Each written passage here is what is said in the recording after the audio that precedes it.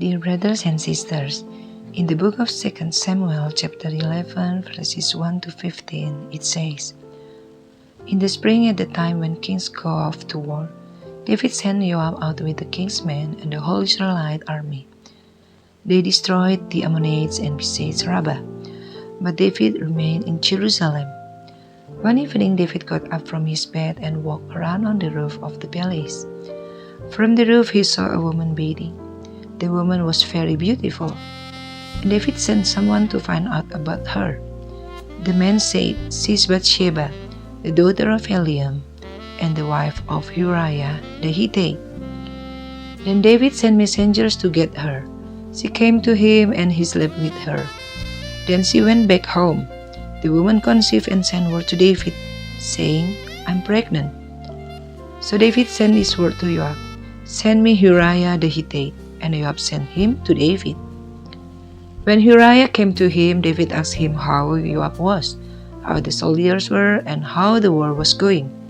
Then David said to Uriah, Go down to your house and wash your feet. So Uriah left the palace, and a gift from the king was sent after him.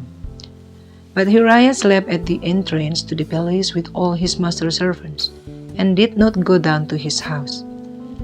David was told, Uriah did not go home, so he asked Uriah, Haven't you just come from a military campaign?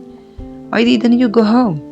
Uriah said to David, The ark and Israel and Judah are staying in tents, and my commander Joab and my lord's men are camped in the open country. How could I go to my house to eat and drink and make love to my wife? As surely as you live, I will not do such a thing. Then David said to him, Stay here one more day, and tomorrow I will send you back. So Uriah remained in Jerusalem that day and the next. At David's invitation, he ate and drank with him, and David made him drunk.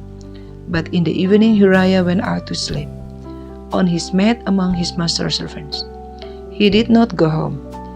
In the morning David wrote a letter to Joab and sent it with Uriah. In it he wrote, Put Uriah out in front where the fighting is fiercest, then withdraw from him so he will be struck down and die. One day, the prophet Nathan told an incident to King David, that there was a rich man who had a lot of sheep and cattle, but when there were guests, the rich man gave food cooked from the poor man's sheep, who only had one sheep because the rich man was not willing to give his own. After hearing the incident, the king was very angry, because the king did not like people who were cruel and oppressing the weak. In the book of 2 Samuel chapter 12, verse 7, it says, Then Nathan said to David, You are the man. This is what the Lord, the God of Israel, says. I anointed you king over Israel, and I delivered you from the hand of Saul. King David felt guilty and repented because he had sinned by taking Uriah's wife. Amen.